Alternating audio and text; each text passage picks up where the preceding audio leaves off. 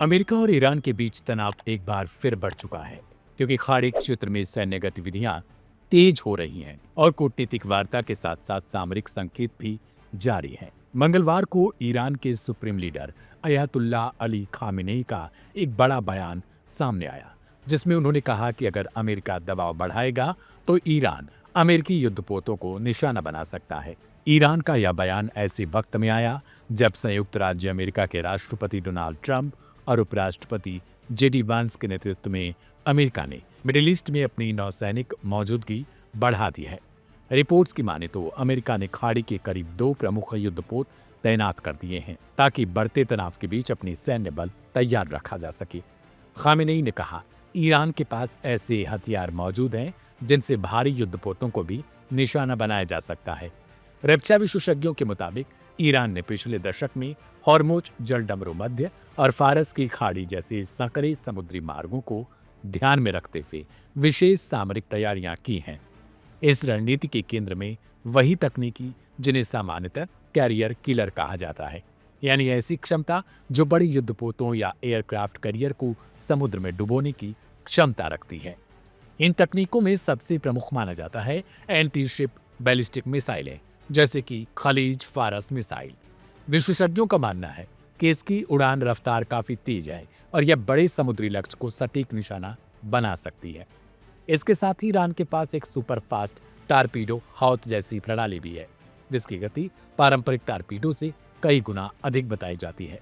इसके अलावा खामेनेई ने स्वार्म अटैक तकनीकी का भी जिक्र किया जिसमें छोटे ड्रोन और तेज नावों को एक साथ तैनात कर किसी बड़े युद्धपोत पर हमला करने की क्षमता दिखाने की योजना शामिल हो सकती है। इस तकनीक में विशेष रूप से शाहिद और अबाबील जैसे उन्नत ड्रोन शामिल बताए जा रहे हैं जो एक साथ समन्वित हमले कर सकें। हाल ही में ईरान ने फत्ताह नामक हाइपरसोनिक मिसाइल का प्रदर्शन भी किया और उसके बारे में दावा किया गया कि यह आधुनिक एयर डिफेंस सिस्टम को भेदने में सक्षम है। खामेनेई के बयान का संदर्भ लेने पर यह संकेत भी मिलता है कि ईरान अपनी रक्षा क्षमताओं को केवल प्रचार के लिए नहीं दिखा रहा बल्कि यह एक रणनीतिक संदेश भी है। खलीज फिलहाल सबसे वायरल मिसाइलों में से एक है जिसकी रेंज करीब 300 किलोमीटर तक बताई जा रही है। यह खास तौर पर समुद्र में हमला करने के लिए बनाई गई है। ये मिसाइल कहा जाता है कि करीब 3700 किलोमीटर प्रति घंटे की रफ्तार से उड़ती है, हालांकि रेंज सिर्फ 300 किलोमीटर है। ऐसे में खामेनेई की तरफ से यह संदेश अमेरिका को साफ तौर पर दिखाता है ईरान दबाव में नहीं झुकेगा और यदि मजबूर किया गया तो अपनी विकसित तकनीकों का उपयोग करके हमले से पीछे नहीं हटेगा। इस बीच कूटनीति के प्रयास भी जारी हैं। जिनेवा में अमेरिका और ईरान के बीच परमाणु वार्ता का दूसरा दौर भी खत्म हो गया। अब आगे उम्मीद जताई जा रही है कि बातचीत में कुछ सकारात्मक निकल कर आए। फिलहाल सुनवाते हैं आपको खामेनेई का हिंदी में वो पूरा बयान। खूनهایی ریخته شد खूनهایی بر زمین ریخته شد वे सोचते हैं कि हमारी सेना दुनिया की सबसे शक्तिशाली सेना है। दुनिया की सबसे शक्तिशाली सेना भी कभी-कभी ऐसा प्रहार झेल सकती है जिससे वह उबर न सके। वे कहते हैं कि हमने ईरान की ओर एक जहाज भेजा है। जहाज एक खतरनाक मशीन है, लेकिन जहाज से भी अधिक खतरनाक वह हथियार है जो उसे समुद्र की गहराइयों में डुबो सकता है।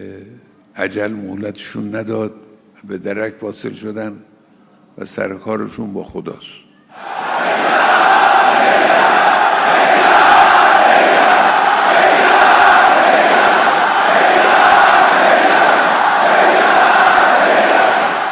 با اونا کاری نداره. لکن یه عده دیگه بودن که نه. संयुक्त राज्य अमेरिका के राष्ट्रपति ने अपने एक हालिया भाषण में कहा कि 47 वर्षों से अमेरिका इस्लामी गणराज्य को समाप्त नहीं कर सका है। उन्होंने अपने ही लोगों से शिकायत की कि अमेरिका 47 वर्षों में इस्लामी गणराज्य को हटा नहीं पाया। سلامت نظام چه نیروهای انتظامی، چه نیروهای بسیجی و سپاهی و چه کسانی که در کنار اینها حرکت میکنن. यह एक अच्छा स्वीकारोक्ति है। मैं कहता हूं कि तुम इस्लामी गणराज्य को हटा नहीं पाओगे। जो रक्त बहाया गया, जो रक्त युद्ध भूमि में बहाया गया, हम पीड़ा में है। हाँ, हम पीड़ा में हैं। فتنه‌گر در इस रक्तपात के बीच कुछ ऐसे भी थे जो भ्रष्ट और فتنه उपद्रवी برپا थे। میکنه. कुछ ऐसे थे जो जल्दबाजी में बहक गए, भटक गए। افرادی که مواجه با او هستند از بین نمیرن. مردم بیگناه تو خیابان داره راه میره طرف محل کسبش، به محل خانه، طرف خانهش. उनका असली हिसाब अल्लाह के یه साथ دم है। از اینا شهید. हमारा उनसे कोई संबंध नहीं। شهیدن. लेकिन कुछ लोग ऐसे भी थे जो जल्दबाजी में बहक به गए। خاطر اینکه در मैं فتنه मृतकों और बचे دشمن हुए به लोगों को شهادت رسیدن. 3 समूहों में विभाजित करता हूँ। این گلوله از هر جا آمده باشه در فتنه دشمن این اتفاق افتاده است و اینا شهیدن. دسته دوم هم شهیدن. دسته سوم اون کسانی هستن که فریب خوردن. पहला समूह शासन की सुरक्षा और रक्षा बलों का था। दूसरा समूह सुरक्षा बलों, सैन्य, पुलिस और उनके साथ काम करने वालों का था। वे शहीद हुए। ये हमारे सर्वोत्तम शहीदों में से हैं। कुछ नेता होते हैं, जब कोई उपद्रवी शहर में फितना भड़काता है तो केवल उसके विरोधी ही नहीं मरते, आम लोग भी निर्दोष होते हैं। कुछ ऐसे भी थे जो शहीद हुए। वे भी शहीद हैं क्योंकि वे दुश्मन के फितने में शहीद हुए। بچه ما رو حلال کن. تو زندان هم نبودن، آزاد بودن. तीसरे समूह में कुछ लोग ऐसे थे जो धोखे में आ गए। اون کسانی که उन्हें از पैसे اینها दिए کشته गए। شدن वे اونها رو هم अनुभवहीन थे। مسئولین वे उपद्रवियों के शहीद साथ थे। محسوب کردن. خوب मैं کردن. कहना चाहता हूं कि वे भी हमारे ही हैं। वे हमारे बच्चे ما हैं। بنابراین उनमें से कुछ ने पछतावा किया, دایره कुछ ने मुझे पत्र लिखे, कहा جانباختگان कि उस दिन वे که به सड़कों عنوان पर आ गए شهید थे اینا رو और حساب उनसे भूल می‌کنیم. हुई। हमें माफ किया जाए। वे जेल में नहीं थे, دایره वे आजाद وسیعی थे است. और उन्होंने अपनी गलती به स्वीकार جز की। اون اصحاب जिन्होंने فتنه و उनके हाथों जान سردسته‌ها و गंवाई, उन्हें भी शहीद माना गया। کسانی که از دشمن پول گرفتن، اسلحه گرفتن، به غیر اونها بقیه چه عناصر हमारा مدافع शहीदों का همدیگر، दायरा چه व्यापक है, راهگذرها، सिवाय उन लोगों बच्चे के जो हाथ तो फितने में किसानी के शामिल वो थे और जिन्होंने दुश्मन से फितने धन गिरा। लिया। बाकी जो भी चंद रक्षा, आदमी हरकत सुरक्षा करदन, या इन्हों यहाँ तक कि फर्जंदान उपद्रवियों के मुआफ़ साथ खड़े हुए, वे हमारे ही बच्चे हैं। ما برای اینا हम طلب अल्लाह رحمت से उनके लिए می‌کنیم، रहमत طلب और مغفرت माफी की می‌کنیم. दुआ करते हैं। اشتباه उनसे کردن، भूल हुई, خدای इंशाअल्लाह متعال از اشتباه अल्लाह اینها उनकी भूलों को درگذره माफ करे। انشاءالله. این حرفایی هم که رئیس جمهور آمریکا میزنه که من را اشاره خواهم کرد. अमेरिका का राष्ट्रपति जो कुछ कहता है, कभी धमकी देता है, कभी आदेश की तरह कहता है कि यह होना चाहिए और वह नहीं होना चाहिए। इसका मतलब यह है कि वे ईरानी राष्ट्र पर प्रभुत्व स्थापित करना चाहते हैं। شیعی خودش رو خوب بلده. ईरानी राष्ट्र अपनी इस्लामी और शिया विचारधारा को भली भांति जानता है।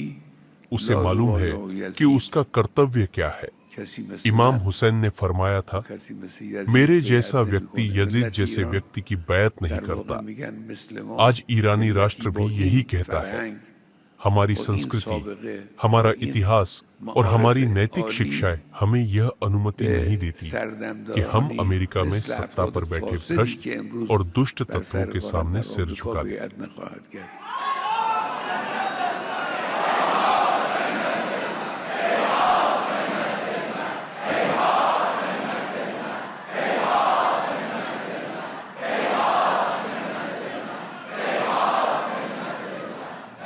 بیایید درباره वे कहते हैं انرژی هستی कि आओ شما तुम्हारे परमाणु वहाँ संवर्धन के मुज़ाकरे मुद्दे होनी पर बातचीत و करें नतीजे और مذاکره बातचीत का بشود नतीजा این यह که होना شما चाहिए این انرژی رو कि तुम نداشته باشید. संवर्धन बंद कर दो।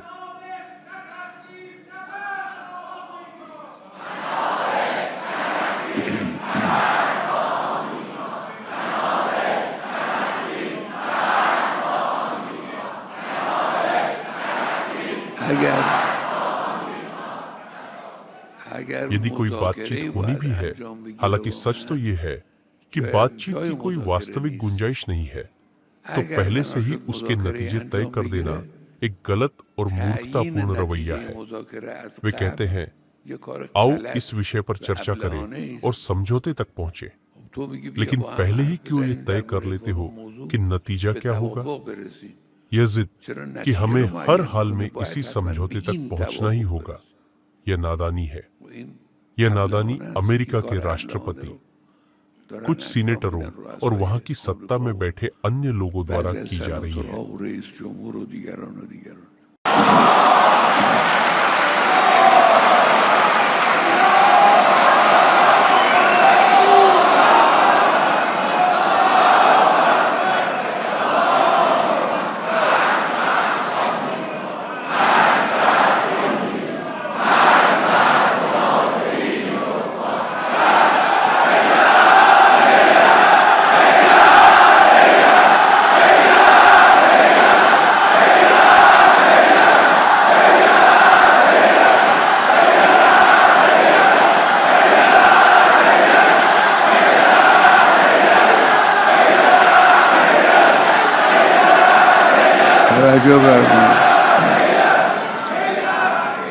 رئیس